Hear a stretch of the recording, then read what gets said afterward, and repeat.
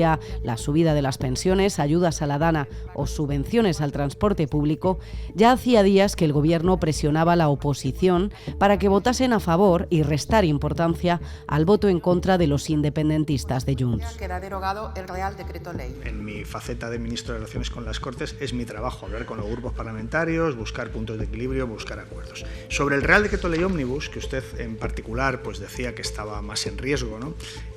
Pues le tengo que decir que ese Real Decreto incluye el aumento de las pensiones de 12 millones de pensionistas en nuestro país. 12 millones de pensionistas a los que se les sube en torno al 3% la pensión y las pensiones no contributivas un 9%. Ese Real Decreto Ley incluye ayudas al transporte público, que puede hasta ser gratuito el abono transportes. Yo creo que los ciudadanos nos votan a los grupos políticos para que les mejoremos las condiciones de vida, no para que les perjudiquemos. 2 días después de ser rechazada la medida, el Ejecutivo seguía señalando al Partido Popular en vez de a Junts. Pedro Sánchez aseguraba que el decreto no se iba a trocear, como sugirió Alberto Núñez Feijóo. ¿Nuestro propósito cuál es? Y el mensaje que yo he trasladado. Pues nuestro propósito es seguir trabajando en la misma política económica que ha llevado a España a alcanzar esa cumbre de turismo global. Pero también es redistribuir los frutos de ese crecimiento. ¿Cómo? Pues con mejores salarios, con mayores pensiones, con ayudas a sectores afectados, como por ejemplo el sector turístico en la DANA, o también ayudas a la ciudadanía.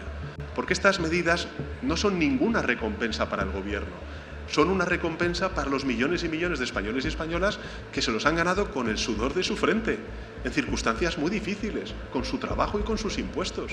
Y por tanto ningún cálculo partidista debería negar esos derechos a la Montero o Santos Cerdán, que apuntaban a intereses partidistas del Partido Popular, defendían la medida en calidad de políticos socialistas. Nuestra intención es volver a presentar el decreto tal como está, porque creemos que todas y cada una de las medidas que están reflejadas en ese decreto son buenas para los ciudadanos de España.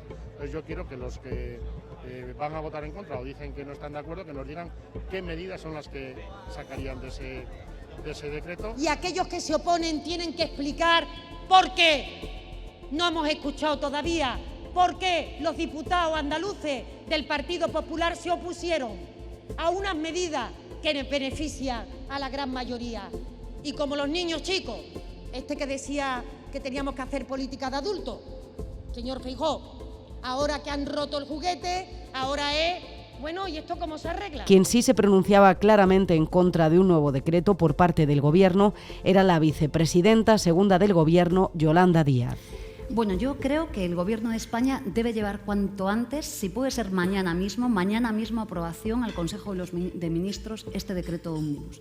Creo sinceramente, Javier, que la política basada en el dolor no es lo que quieren los ciudadanos y las ciudadanas. Pero el mismo decreto. El mismo decreto tal y como está. Apenas una semana después del rechazo del Congreso al decreto ley ómnibus y de la defensa por parte del Ejecutivo de no trocear la medida echando la culpa al Partido Popular, Sánchez se ha desdicho de nuevo. El Consejo de Ministros ha aprobado un nuevo Real Decreto Ley Social que contiene la práctica totalidad de las medidas del escudo social que aprobamos el pasado mes de diciembre. En los últimos 6 días también nos han mostrado la enorme capacidad que tiene la coalición negacionista del Partido Popular y de Vox para contaminar el debate público con manipulaciones y mentiras